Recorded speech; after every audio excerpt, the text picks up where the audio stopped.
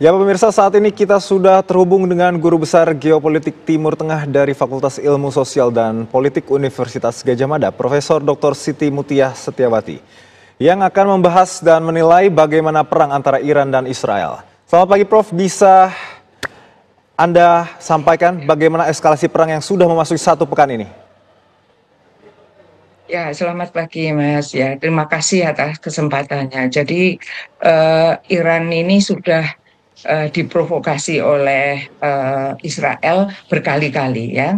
Yang terakhir adalah serangan tanggal 13 Juni yang kemudian membunuh Ketua Garda Revolusi Iran dan Ketua Militer Iran yaitu Hossein Salami dan Muhammad Bagheri.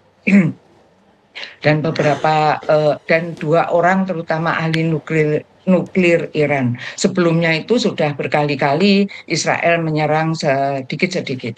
Dan ini yang diarah adalah seperti tadi yang diceritakan adalah fasilitas-fasilitas nuklir yang dimiliki oleh Iran. Yaitu yang tadi juga sudah disebutkan, Natanz itu bisa dibilang the heart of Iran's ballistic missiles program. Jadi itu sangat sensitif. Yang terakhir adalah Hondap itu adalah pengembangan nuklir yang itu air gitu. Saya kurang paham, tetapi ini termasuk fasilitas nuklir Iran ya, yang sebetulnya tidak termasuk kerusakan, tetapi ini sangat sensitif, sangat sensitif membangkitkan kemarahan Iran nantinya ya. Di sini serangan ini diberi kode namanya The Rising Lion atau singa bangkit. Lah yang bangkit itu adalah Israel, gitu. Atau membangkitkan singa tidur kalau dalam bahasa Indonesia. Ya jadi memang serangan ini kemudian kalau menurut saya ya saatnya Iran membalas dengan dengan seimbang gitu. Ini perang, kalau ini namanya perang ya, sudah diserang kemudian melawan. Coba kalau kita bayangkan yang di Gaza itu kan diserang terus perlawanannya kecil. Nah, ini saatnya Iran untuk menunjukkan kekuatannya menurut saya. Ya, jadi kan selama ini pada waktu Ibrahim Raisi itu selalu mengatakan kalau kita membalas Israel jangan berlebihan.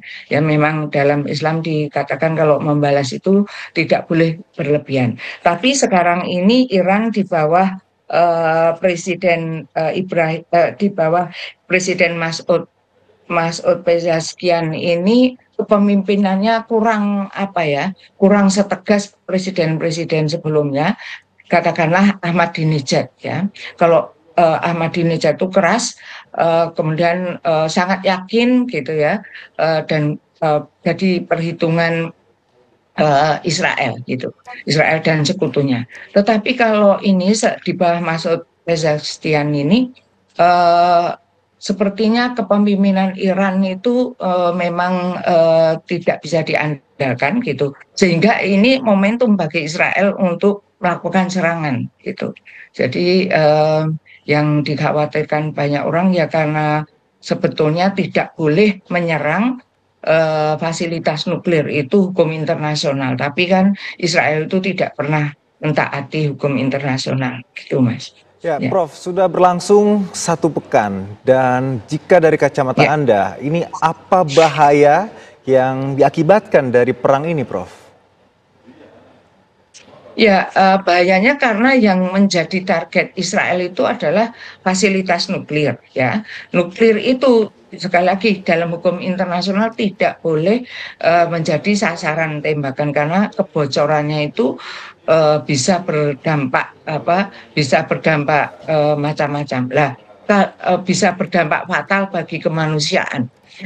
Kalau selanjutnya adalah kalau Amerika Serikat itu Amerika Serikat tetap mendukung Israel dan dia sudah mengajak G7 dan kemudian seperti biasa Amerika Serikat itu membangun aliansi dan aliansinya selalu mengikuti Amerika. Donald Trump sendiri sudah mengatakan bahwa dia akan berada di belakang Israel dan meminta Iran untuk istilahnya menyerah gitu ya.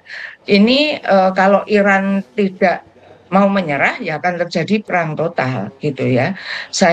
Kalaupun tuduhan ini juga untuk menunjukkan tuduhan ini untuk menunjukkan bagi Iran saatnya menunjukkan bahwa dia tidak punya senjata pemusnah massal.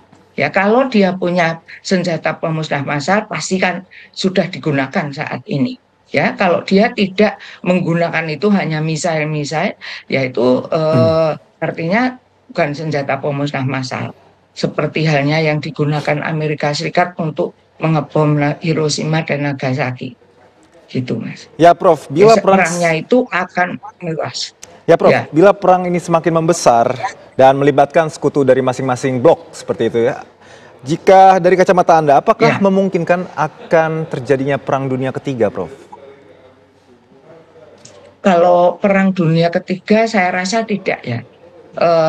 Tidak akan terjadi dalam waktu dekat ini karena Iran itu beda dengan Amerika Serikat, beda dengan Israel yang di backup oleh negara-negara G7, kemudian Amerika Serikat dan negara-negara besar lain. Ya, tapi kalau Iran saya lihat di sini dia yang kemarin mendukung itu serangannya datang dari Houthi, yang itu kekuatannya saya nggak tahu ya. Saya kira tidak sebesar negara-negara yang mendukung Israel. Jadi perang total iya, tetapi kalau perang dunia itu kan seperti melibatkan semua negara ya. Tapi kalau perang ini all out gitu iya, perhitungan saya, tetapi tidak melibatkan semua negara di dunia. Karena Iran itu adalah negara Timur Tengah, mungkin satu-satunya yang Islam tapi non-Arab gitu ya. Dan Islamnya itu adalah Islam Syiah, yang negara tetangganya itu sebagian besar adalah Sunni. Itu juga tidak serta-merta atau mendukung Iran gitu. Jadi sepertinya ini perang Iran melawan dunia gitu. Apakah ini disebut perang dunia, saya masih belum sepakat gitu, karena perang dunia 1-2 itu kan melibatkan hampir semua negara di dunia. Tapi kalau melibatkan ini blok barat melawan Iran itu ya, dan ini akan menjadi kekuatan yang tidak seimbang bagi perang Israel dan Iran ya. Harusnya negara-negara ini, Amerika Serikat dan sekutunya itu menyingkir biar Israel dan Iran itu menyelesaikan sendiri masalahnya. Itu kan teorinya. Jadi jangan ada dukung-mendukung, itu yang baik ya untuk bisa terselesaikannya konflik Iran Israel ini. Tapi tetap saja Amerika itu mendukung negara kecil di Timur Tengah ini, dan dukungannya itu tidak membuat wilayah ini semakin stabil, tetapi memang Amerika berperan berat pada ketidakstabilan politik di wilayah ini karena kekuasaannya atau powernya itu nyaris tidak terbatas gitu. Baik, menarik sekali. Bagaimana Anda melihat posisi Indonesia sendiri saat ini? Ya, posisi Indonesia itu sebetulnya seperti pidato saya kemarin ya, itu selalu konsisten, terutama mendukung perjuangan kemerdekaan Palestina, mendukung penyelesaian konflik di Timur Tengah. Tetapi harus sesuai dengan prinsip-prinsip politik luar negeri Indonesia ya. Ikut melaksanakan ketertiban dunia terutama ya. Kalau melihat Iran ini, Indonesia biasanya tergantung juga jenis konfliknya. Saya kira Indonesia akan wait and see untuk melihat perkembangan selanjutnya, karena sebetulnya Indonesia juga hati-hati gitu ya. Iran itu negara Syiah gitu ya, di Indonesia kan juga sensitif gitu. Jadi saya rasa Indonesia akan pertama adalah mengevakuasi penduduk Indonesia di Iran dan sekitarnya untuk diselamatkan atau dipindah ke negara-negara yang lebih aman, misalnya Uni Emirat Arab, Qatar, Oman misalnya. Tapi biasanya dikirim ke Uni Emirat Arab untuk kemudian selanjutnya ya pulangkan ke Indonesia. Biasanya itu SOP dari Kementerian Luar Negeri sudah sangat cepat mengatasi masalah penduduk Indonesia yang berada di wilayah konflik begitu, Mas. Tapi kalau selanjutnya akan berperan seperti apa, biasanya ini kan masalah yang kompleks ya. Indonesia sebagai negara yang sedang berkembang juga mempunyai kemampuan yang terbatas ya, tidak seperti Amerika Serikat begitu ya. Jadi ya eh, biasanya wait and see, menunggu kalau kesempatan menjadi mediator ataupun fasilitator itu menunggu keadaan, tapi tidak akan diambil dalam keadaan perang seperti ini.